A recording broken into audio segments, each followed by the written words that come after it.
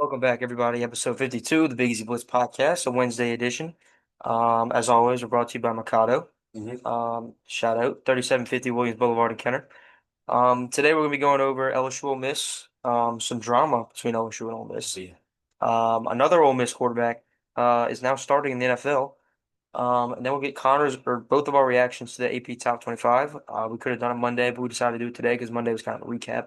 And then we'll end it with Pelicans Media Day. Is there? Some headlines. We've been looking at it. Connor's been looking at it really. So he'll give his deep dive into that. But let's just get it started. Biggest test I would say for LSU so far. We got the Ole Miss Rebels in Oxford. Yeah. What are your thoughts? 100% the biggest test for LSU. Ole Miss, very high-powered offense that's been on display pretty much all season, but really the last 2 weeks with new Ole Miss starting quarterback Trinidad Chambliss. Chambliss. Um, I know there are some packages for Austin Simmons, but we're going to be seeing pretty much, I'd say 90% Trinidad. Um, but yeah, no, Ole Miss is a very good team. They steamrolled the Tulane Green Wave last Yeah, week, yeah. who both Brock and I and Gianni, who was our guest picker last week, we all had. Mm. Or wait, no, Yeah, Gianni. yeah, Ole Miss. Yeah, shout out Gianni. He had Ole Miss, but Brock and I were homers. We Yeah, took the boys from Uptown. We took Tulane, and they got curb stomped, to say the least. to say the To say the least. least. Huh. Ole Miss is legit, and if LSU's offense doesn't get it rolling this week, then they might be looking at a one in that loss column.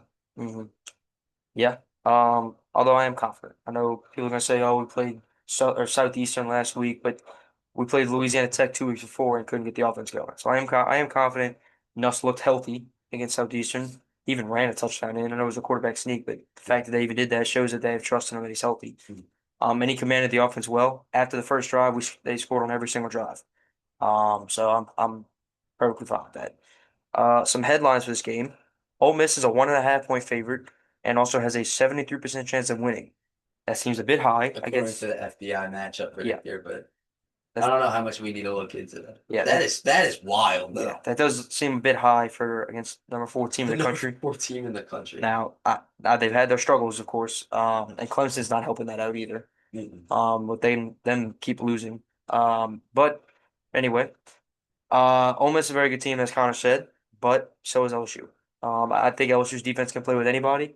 Um, we haven't seen them play against a running quarterback yet, and that's gonna be put to the test this week. But I fully trust everybody, especially the linebacker core with Harold Perkins, Whit Weeks, and West Weeks. Who Um, is hell? yes, well, he's it says probable, Yeah. but even if he If doesn't play, we have Devon. if you're probable, you're playing, and if you're doubtful, you're not. Yeah, That's what I've picked up as sports yeah, that's a fair um assessment. yeah. Words are hard. So the leaders for each team, which we'll get in, yeah. So obviously, the passing yards leader is Garrett Nussmeier, but the passing yards leader for Ole Miss is still Trinidad Chambliss, even though he's only played 2 games. So him and Austin Simmons have both played 2 games each, respectively. He is talking about Chambliss. He is 42 of 62 with 4 touchdowns. Good stats. They don't have his yards there, which is a little strange. Oh wait, 719. I'm sorry. Good Lord. No picks. And on the flip side, Nussmeier, 94 of 137, so they've let him throw it a lot more, with 6 touchdowns and 2 interceptions. Obviously, one of those interceptions was really bad against Florida when he rolled right. Could have thrown it away and didn't. Mhm. And then the other one was just a tip ball against Louisiana Tech. Not his fault. But he also has 900. He's gonna surpass 1,000 yards this game. Barring some injury. Yeah, knock on wood. But quarterback matchup is pretty good. Chambliss is already getting like Heisman hype for it, like through 2 games. It's kind of That's insane. wild. Um, I don't hate. I mean, he's looked electric. I yeah, mean, well, he's really had Ole Miss's offense rolling. yeah. Uh, but like I said, I trust LSU's defense. Moving on to the rushing leaders, obviously Caden Durham leads the way with the Tigers, 52 carries and 213 yards and 2 touchdowns on the year. Um, one coming in, I think both coming in the first 2 games. He's kind of been slow the last couple of games, and he's been there. He might not play this week. So he has been on the injury report with a ankle injury, if I'm not mistaken. When we see a lot of Harlem Berry, Harlem Berry, maybe Caleb Jawan Jackson, Johnson. Jawan Johnson. I feel like you see the most. Mhm. I don't know. I think Caleb Jackson's days at LSU might be numbered. He's seeing just a decreased role every single week. It feels like. A lot of people thought he was going to transfer last summer, and it looks like he's going to transfer this year. I just don't see why he would come back. Similar to a guy like John Emery, not exactly the same, but like go somewhere where he Yeah. can play. He's a phenomenal talent. Guy for Ole Miss. Collins. With okay, Kawan Lacey. Not Mhm. related to the late Kyron Lacey. Rest in Rest in peace. peace. Um, Said he has 79 carries for 358 yards and 7 touchdowns. And I want to get into something that we weren't planning on talking about, but Connor, if you remember that post we saw the other day Yeah, that from was that terrible, man. horrible, horrible Ole Miss fan, you should be ashamed of yourself for making that. I'm not even going to talk about it because of how bad it was. Mhm. Um, and that guy deserves no credit at Was all. that like an Ole Miss like bar stool? Because I know that page had a decent following. Yeah, I think so. It was something like I that. don't. It wouldn't have been the I don't bar think it's stool Barstool, because but that would have it's made yeah. headlines. But Just if you don't know what we're talking about, you don't have to. I would not look it up, but because I don't want that guy to get any more popularity. it's But it was just very, very disturbing and just messed up. this is something LSU could use as a Yes. driving force for this game. Essentially, they were comparing this Lacey to Kyron Lacey because they're both K Lacey. And there was a part in there they're comparing where I'm sure you can figure out what we're talking about. And it was very, very just not, Disturbing yeah, and just it just, you should something be, you don't need to bring into no, sports. you It's you terrible. should be ashamed of yourself, whoever made that. Yeah. And that's why Ole Miss is just nobody, they have a bad rap. I mean, no offense to our Ole Miss fans who watch it or Ole Miss friends who watch this. Ole Miss friend, like they're just, We're just telling you it don't how it get, is. yeah, it's really bad. Mhm. Um, and Um, I'm just looking at tackles. We see a Weeks brother there. Yes, we It's do. not the right Weeks brother, but if you've seen the headline, Whit Weeks is allegedly dating Lane Kiffin's daughter. Hmm. And that came out Monday of game week. Um, kind of. What are your thoughts on that? Yeah. So Lane Kiffin's daughter, her name eludes me. I don't remember her Landry, name. Landry Kiffin. Landry. Landry Kiffin, she posted a picture with her sitting on Whit Weeks' lap, which is kind of odd considering LSU and Ole Miss play this weekend in a very highly anticipated game. Yeah, Um, and Landry's father, Lane, said, take the take over the in this over. game. Yeah, I did see that. Of course he did, because Lane Kiffin is hilarious on Twitter. Let's just be honest. I don't have Twitter, but I mean everything I see, he's Yeah. hilarious. Now what I want to get your opinion is who do you think whose idea do you think this was? Do you think it was Witt trying to get in the head of Lane, or do you think it was Landry trying to get in the head of Witt through Lane? I think It Lane seems like Kiffin, something Lane would do. that's what I'm saying. I Yeah, think Lane Kiffin was behind this. I definitely think Lane Kiffin was behind this for some reason. yeah, but allegedly they had been dating for a while for a month or And it so is just what I so saw, happened to come and they out just during launched. that. Yeah, Yeah. I so don't know. definitely seems like a Lane Kiffin thing to do. Funny, fun story. I Yeah, like yeah. it though. Yeah. I don't think it's gonna affect anything. Actually, I No. think if anything, Whit Weeks is gonna play harder. Yeah. Because then you can talk Bring it up at just Thanksgiving. yeah, that. And there might be some words exchanged towards the student section if he makes a good play. Yeah. We don't have to share that, but you can probably pick up what I'm putting down. Um, Just so very polite words exchanged. yeah, very. So very. That's good. That's it for the LSU Ole Miss preview. You'll see who we picked to win on Friday. Can't Um, wait. Can't wait to do the picks. yeah, Uh, this is a loaded week. yeah, we're gonna have to film it tomorrow because I'm gonna be out of town this weekend. Fingers Shout crossed. out LSU Club Baseball. Um, but but no, it's gonna be a very fun week for the Mm-hmm. picks. 100%. And then we got other games like Penn State, Oregon, Mm-hmm. going to be electric. Um, and then obviously you got Alabama, Georgia. Yeah. Brock is having trouble dropping his phone. Sorry. Yeah, Bama, Georgia. Whew. Just stay tuned Friday to see our picks and, Yeah, and analysis. But up on Instagram too. one more thing, yeah, one more thing on Ole Miss is Ole Miss related. They're the new or Jaxon Dart has been named the starter for the Giants. Kind of interesting because he's an Ole Miss quarterback for the last 3 years, and LSU kind of had his number. I know he won 2 years ago, but the other two times when he played in Death Valley, he was just terrible. Mhm. Kind of interesting. We both think it's really way too early for him to be starting already. I just don't see how you can bench Russell Wilson after his week 2 performance, and he had a rough week in week 3, but I mean, he's still a veteran. I think that's why Ryan Daboll is going to get fired eventually because he's not a good decision maker. Mhm. Starting your rookie quarterback, your first round rookie quarterback who was in a quarterback friendly system in college, but it was a really easy system for quarterbacks already in week 3, and not letting them sit back and run for a few more weeks. So what are Just your the thoughts? RPO system. Yeah. Yeah, I think it was way too early, kind of like you said. I mean, Russell Wilson, it wasn't pretty last year in Pittsburgh, but he did lead the Steelers to the playoffs. Um, I mean, he's a veteran. He's been there, done that. I would have thought that at least till like week 8. Definitely not after week 3. Hmm. You're maybe after week 8, I could see you going to Dart, and kind of giving the rookie a chance because I mean, let's just be frank, we don't think the Giants are really going to be doing anything this year. So I was thinking they were going to wait till later in the season to go to Dart just to see what they have there. Dart might wind up being their guy, and I don't want to say the jury's obviously still out. I mean, he hasn't played a single snap in the NFL yet, but I think this was way too early because it's not like Russell Wilson has been that bad. You No. know, he hasn't been great by any means, but I mean, like you said, week 2 he had a huge game, and now last week was bad. Hmm. But honestly, it was a little too early. Yeah. I think you we're gonna see Russell Wilson again eventually. Um, I'd hope so. yeah. If not, I mean, he's got Jackson Dart has a good mentor behind him with him and Jameis, to be honest. Oh, I would love to be in a quarterback room with Jameis Winston and Russell Let Wilson. me pose this question to you, bro. Do you think the Bengals should go out and trade for Russell Wilson?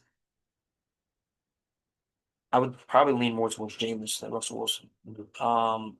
Because Russell Wilson is on the tail end of his career, and Jameis he's proved he can play at a decently high level. Semi-high. And as a fantasy owner of T. Higgins, I would drool over that. Just Jameis Winston Move throwing the the balls ball. up Mhm. to that. Um, do I think it'll happen? No, I think the Bengals are going to stick with Jake Browning, but Russell Wilson, no, I don't think that they would do that. I think they could look at a guy like Jameis Winston. Yeah. So, all right, moving on. This the abomination that we call the AP Top 25. I hate it. It's so bad that why we even do it preseason is stupid to me. Um, like you got a team. How is Miami not the number 1 team in the country? Let's just be honest here. Yeah. They have the best resume in I know they're number 2, so you're probably like, oh, what are you talking about? They have a better resume than Ohio State. Ohio State beat Texas, who is clearly shown to not be that good. Now they are number 10 in the country, which is they're not the 10th best team in the country. But because of the preseason rankings, they're only number 10 because they were ranked so highly in the preseason. Which is why preseason rankings should just go away. I think you shouldn't rank anybody until about after week 3 or week 4, or after you're like somewhere around there. Because what preseason rankings does is keep teams that shouldn't be ranked in the rankings and keep teams that should be ranked out of the Yeah. rankings. For example, Washington. For those who don't know about Washington, they have the number 1 scoring offense in the country right now, and they didn't even receive a vote in the ATP Top 25. Yes, and now they go on and play Ohio State. Now, hypothetically, what if Washington goes on and beats Ohio State this week? Where does Washington jump up to? Exactly. They'll probably be 15 or 16, if that. And Ohio State's going to drop to like 5, which is stupid. I mean, if Washington beat Ohio State, they should be ranked ahead of Ohio State. That's just kind of stupid to me. LSU at 4, I'm not even complaining about that. That's not at all what I'm talking about. Penn State. Haven't watched a lot of Penn State this year. I don't think they've looked good. I think that, Penn State hadn't played anybody. yeah, Oregon's going to take care of them this week. But even that, if Penn State loses, they're barely going to drop anyway. Yeah. Just give them your pick. Well, okay. Surprise, surprise. Oregon's beat Penn State. I'm sure people know that I'm not a fan of Penn State. Um, but if Penn State goes out and loses, they'll drop to like 5. When in reality, I'm taking Oklahoma, Florida State, and A&M, and probably Indiana over Penn State right now. Well, speaking of Oklahoma, Oh, John Mateer did just suffer an injury that was forgot about kind that. of under the radar. I'm glad you. Yeah. But I think the Sooners will be okay. Who do they have this week? Who do they have this week? Let's see. Sorry, there's a live looking. Kent State. No, Okay. no, they have a bye. They have a bye, and then Kent State. Okay, so I guess this is like the perfect time for Mateer to go down. Yeah. They said he will be playing again at some point this season. Yeah. So, I mean, I guess that could mean in 2 weeks, What hand maybe in it? 4 weeks. Do we know what hand it is? Is it a throwing hand I'm or not even sure. like I saw the report, but nobody I feel like nobody's really talking about it. It's kind of weird. Yeah, no, for sure. I don't know who their I backup feel like is. Oklahoma's kind of undermining the injury. Like it's Yeah. not, I think they're kind of playing it low key. And Oklahoma's got the Texas game next week or Yeah. 2 weeks. So Not this week, not next week, the next week. yeah. Mm. So will he be back for that game? Maybe. I mean, like you said, the bye week is the perfect time, and they got Kent State, so essentially two bye weeks back to back for him to get healthy. But they were saying at least 3 games. So if that's the case, then the third game would be Texas. Do they rush him back, or do they try and go ahead and win without him? That's gonna be up I'm to rushing Brent. him back. I'm sorry. That's gonna be up to Brent Venables. Yeah. But moving back on to the AP top 25, how is a team like I Illinois. said, Go into Illinois. the Just fact that Illinois is ranked is just I, I can't even think of a word to use. It's just insane. It's just they ridiculous. got absolutely skull dragged, embarrassed, all the harsh adjectives you can think of. That's what Illinois' performance was against Indiana. Sorry. Yes, And they are still ranked when a a team team like like Auburn, Auburn. Auburn Go should be ahead. ranked. Yeah. Some other teams that got votes, Utah. Now they look bad, but Auburn I'm lost. Go ahead. Yeah. oh yeah, Auburn lost a close game to a top 10 team right now, and they got Exactly. knocked out of the rankings. And Illinois got blown out by the 19th team in the country, and they're sitting at number 23. So that they're still ahead of two teams who at TCU, who looks like a top 15 team right now, Dude, is TCU looks legit. sitting at 24. When you got a team like Notre Dame with two losses to the two hardest teams they played, they're still ranked somehow because they were ranked so highly in the preseason. Preseason. Exactly. It's stupid. Um, Notre Dame's literally your perfect example for the point yeah. you're trying to get at. And then Vanderbilt. How is Vanderbilt? The only reason Vanderbilt is not a top 15, top 12 team right now is because their name is Vanderbilt. That's the only reason. I mean, if you look at their schedule and their resume, they murdered, okay, Charleston Southern. They murdered Virginia Tech, who a team like South Carolina was struggled with, and And then South South Carolina was Carolina, ahead of them. not too long ago, was ranked number Yeah, 13. it's 11. They Number were up to 11. 11. Then Vanderbilt went into South Carolina, number 11 team in the country, and murdered them. Now Sellers got hurt, but it was still they're still a very good team. Their defense wise, offense is terrible. Um, but it's just I don't understand. If Vanderbilt was named Alabama, they would be number one in the country right now. But they're not. They're named Vanderbilt, and they've had a rough past. And they're gonna go out. They're gonna be 5-0 after this week after beating Utah State, and then they got Bama again, who we might be looking at an unranked Bama if they lose this week, which is insane to say out loud. A 2 and A, 2 Bama. a ranked Vanderbilt facing a unranked Bama. That would be A 4-0 Vanderbilt facing five. a 5-0 Vanderbilt facing what? A 2 and 2 Bama? Yeah, 3 and that 2 that Bama? would be probably 3-2. I'm not looking at Bama's schedule. But I mean, let's see. If there's another example, Georgia Tech. How is Georgia Tech not higher than 16? Mhm. I mean, okay, I'm gonna read the top. I'm gonna read four teams ahead of Georgia Tech. You tell me if you take them or Georgia Tech. Tennessee. That's, dude, that's close. So I think Tennessee is pretty good. I lean Georgia Tech though. Okay, I know what you're gonna say about this. Iowa State. I'm taking Georgia Tech. Okay, Ole Miss. That's a close game. Ole Miss. Okay, Texas Tech. Dude, the score against Utah looks like a blowout, but it It was a wasn't. lot closer. Like, I'm taking Georgia Tech. Okay, Indiana. Probably Indiana. I think. Yeah, I mean, I feel like the jury's still out on Indiana just because of how much of frauds Mm-hmm. Illinois is, but Georgia Tech's a really good squad. Mm-hmm. And then World. Texas. I'm gonna sit here right now and say I take Georgia Tech over Texas right now. Texas has not looked good at all. I like it. Obviously, I wasn't high on Texas either. Uh, I'd lean Texas, but I don't know. Georgia Tech's solid squad. What's their record for now? Mm-hmm. Who they beat this past week? If you don't mind me asking. They took down Temple, so uh, nothing special. But I mean, they are 4-0. It's just stupid. I don't like the AP rankings. I think that it's based on precedent. It's based on who was good last year, who's going to get the most media, who's going Name to get the value. most clicks on everything. And I mean, it works because we're talking about it right here, and I've seen other people talk about it. Um, will it ever get fixed? Probably not because it generates the most money, so they're going to keep it that way. The AP, yeah. I mean, the little like as insignificant as you may think the numbers next to the name are, they're not. The numbers that are next to the team's names carry a ton of weight. Mhm. They carry weight for where College Game Day is going to be, what gets the biggest TV stations. It's the little numbers mean a lot. And Playoffs. They care about the playoffs, playoffs. I mean, just Which, yeah. if you're a big, it just makes the big programs stronger. Hmm. Let's face it, it makes the big programs stronger. because they have their reputation to hang their hat on.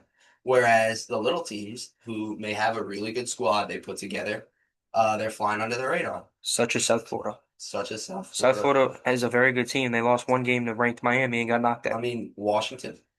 Like Washington didn't even receive a Okay, coach. not little teams under the radar teams. Yeah. That's Memphis went out and beat a solid Arkansas team. mhm. Um, Arizona State. I mean, they didn't look good, but they're still a good team. And I'm gonna put this right now: if Bama loses to Georgia, they will still be ranked. You think? 100%. They will be in the 20 to 25 range. They're not gonna unrank Bama. Oh my, the stir that that would cause is. I hope I'm wrong. I really hope I'm wrong, but I just don't think I can't see it. Is Um, Mississippi State receiving votes? they actually got the second most votes Okay. with 102. Fair. Auburn Fair. Auburn had the most with 122, and BYU was 25th, who's ranked 25th at 131. Auburn not being ranked really hurts because Baylor's a solid team. And there's a bunch of teams from the Big 12 that are really solid. Yeah, I just none of them are Utah, I think, might be frauds. none of them are elite though. Yeah, Texas Tech has a chance. I think Texas Tech's really good. I think TCU's really good. I think Iowa State's solid. Ah, Um, yeah, I mean, you gotta it's give. not a buyer. I just don't think they've looked impressive in any of their wins. I mean, they're ranked 14th. Like, Exactly, exactly. but they're 4-0 and they have two. They have a conference win and they beat Against a Iowa bad Kansas State team. I know. I get what you're saying. I get what you're saying. in poor I condition. mean, they have a better resume than shoot. Where do I even start with this? Texas, Um, yeah. I mean, I guess that's fair. Texas looked sloppy against what team was it? UTEP. all of them except Um, Sam Houston State. yeah, they did blow out Sam Houston State. But I think Baylor's solid too. I know they have a Yeah, couple of losses, yeah. but That looks bad on my part. I think they're solid. They're Yeah, not a bad team. I agree. The only, I mean, okay, I think the college football playoff rankings do it right. They wait till week 8 or 9 to rank uh the playoff teams, which is the right way to do it. Because they take on how they've been playing their whole At season. least you have that Yeah, weights. the AP literally means absolutely nothing when it comes to playoff. It's literally just named out, or like, oh, you could say, oh, we're the fourth best team in the country. Determines where college game day goes. That's It the only thing. determines what teams get the big Exactly. TV stations. Exactly. And it's for the Most media fans. It's for the coverage. fans. Just be able to see a number by your team's name. But that's all I got on that, unless you want to add something. All right, well then we'll wrap this up We with kind of tore that up yeah. With Pelicans Media Day. I'll start one quick thing. If you see, Zion is in shape now, which I feel like we hear this every year. every year. He says it feels good to feel good. Thank you, Zion. I'm glad it took you 5 years to figure that one out. Um, he will probably get hurt in the first 5 weeks. Let me not go away because I don't want him to get hurt. But I mean, the Pelicans could be sneaky this year. That's all I'll say. If we stay healthy, I know I said this last year. Obviously we weren't doing the policy, you don't know, but I said that last year. If we stay healthy, we'd be good. And then obviously the entire roster got injured. Entire roster. So, Connor, I'll let you take it away. Yeah, so obviously the thing that made national headlines was Zion showed up seemingly a lot skinnier, a lot more in shape than he has in the past years. Now it seems like we hear this every year. I feel like I've been hearing this ever since he missed the full 2021-2022 season that Zion's in shape, he feels great, and then 20 games into the season he's hurt.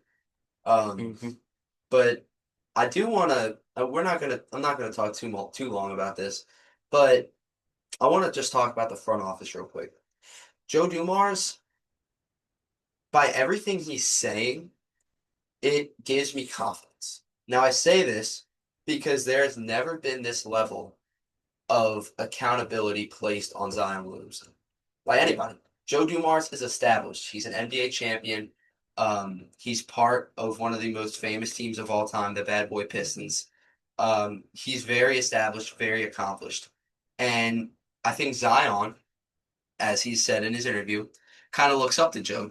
In Zion's interview, he even said sometimes you'll be talking to Joe Dumars and can't even believe uh, who he's talking to just because of how household of a name Joe Dumars is. And I think a guy like that running, um, let's just call it as it is, Dysfunctional. subpar, dysfunctional organization. I think that's great, especially with the current circumstances of the team with your star player.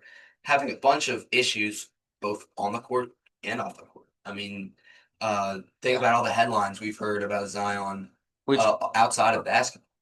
I'm glad you brought that up because remember the headline early in the offseason about the I allegations? forgot about that. Exactly, that's what I was about to bring up. What? That just like disappeared. Yeah, I don't know what I don't like. I it haven't heard was. anything from that. I'm guessing it was just like It faulty. was resolved or I don't know. Yeah, I don't know. But Um, so I'm guessing you flipped your Joe Dumars opinion because early on when we hired him, you were not on the Joe Dumars bandwagon. the reason I was not on the Joe DeForest bandwagon is just because of his draft history. Yeah, But when I learned it was more Troy Weaver doing the drafting, and not Joe who we also Dumars. brought in. Yeah, who we also brought in. Um, uh, Joe Dumars is going to hold Zion, and well, I'm talking about Zion right now, but everybody. He's going to hold the whole team accountable. Um, and I like it. Him and Coach Willie Green, they always talk about how much they've talked. They're on the same wavelength um, with their ideas on running the team. Hmm. And look, I've never felt this like confident within the past couple of years as a Pelicans fan. Now, look, the Pelicans aren't going to be great this year by any means. That's not what I'm saying. There is, however, structure, and I like that. I really like that. There's accountability, and between the Saints and Pelicans, there really has been a lack of accountability. Hmm. From Dennis Allen with the Saints, Pete Carmichael, that whole debacle, um, and then now with the Pelicans, obviously Zion hasn't been held accountable, especially by David Griffin. Thank God we moved on from that, and it seems like we got a breath of new life coming Hmm. into the Pelicans organization with Joe Dumars and Troy Weaver, and I like it. I One like it guy, so one guy far. that I've been seeing is going to be kind of like a dark horse player for us. And not just by Pelicans fans, but like national media. Is Sadiq Bey. I, he, I've heard a lot about him, how he can bring a lot to a team. What do you know about Sadiq Bey? Like, So because I don't know much about Sadiq Bey, he started his career in Detroit. him. With Dumars, Yeah. yeah. Um, so they obviously have a rep there. Sadiq Bey is a scorer. He's a guy that's going to come off the bench. I think he had some injuries last year in the past couple of years, but Sadiq Bey, I want to say, dropped 50 plus points in a game. Hmm. So he has that on his resume. He is a scorer, um, and he's him and Jordan Poole both. We acquired them in the same trade. He and Jordan Poole both are going to play huge roles in the Pelicans offense this year. Jordan Poole probably more so with the starting five, Sadiq Bey more so with the bench unit. It's going to be interesting to see what Sadiq Bey can bring to the table because he still does have that high scoring potential, that high motor. And that's Hmm. the kind of guy you want to bring off the bench, kind of like a Jose Alvarado. Yeah. I mean, he averaged 13.7 points a game, Mhm. 6 rebounds and 1.5 assists. So that's solid. He can score. It's a That's good, one thing he can do. He can score. which Pelicans need. Um, I mean, that's anything else you want to And add? last thing I want to say is just the depth the Pelicans have. And for their win total to be this low, What is it at? I want to say it's like 29 and a half. Mind you, NBA teams play 82 games in a season. Uh, and so let's just name some of the Pelicans' key contributors here. Obviously, you have Zion Williamson. Yes, I know the narratives around him, obviously. And I'm guessing the win total is so low just because of Injuries. the Injuries. and narrative around the Yeah. Pelicans. I mean, let's be real. So Zion Williamson, I know you forgot about DeJounte Murray. He only played a couple of games with the Pels, but he's still there. He's not healthy currently, but he's eventually going to be back probably by like October, um, Mhm. late October, early November. Zion Williamson, DeJounte Murray, Herb Jones coming off an injury, Trey Murphy coming off an injury. The Um, whole team's coming off age. yeah, We don't have to say that. still got EBC, brought in Kayvon Looney, brought in uh, Derek Queen, Jordan Poole, brought in Sadiq Bey, drafted Jeremiah Fears, drafted Derek Queen. who was Um, injured. yeah, who was already injured. Carlo Matkovich still there. Shout out Seth Useless, biggest believer in Carlo I know. But we just have a ton of guys that can contribute. Hmm. And if Zion can take the next step, because when he's on the court, he's a superstar. when Zion's on the court, he's a superstar. The amount of gravity he creates makes it so much easier for other people, and then obviously Zion gets his own. If he can stay healthy, if the Pelicans can stay healthy, yes, the Western Conference is stacked. I understand that. You can't tell me this team is not a top 8 team in the West if everybody stays healthy. Now, I know that is a lot to ask for. I don't think I'm insane. I know. I watch this team day in and day out. Zion's coming off injury. DeJounte's coming off injury. Herb Jones is coming off injury. And Trey Murphy's coming off of injury. I understand that. But these guys are talented. They're talented. And when they all play together, you saw it in the 2021 season. I mean, that was the most electric, fun team we've probably ever seen as Pels fans. They want to play together. They're good together. Just stay healthy.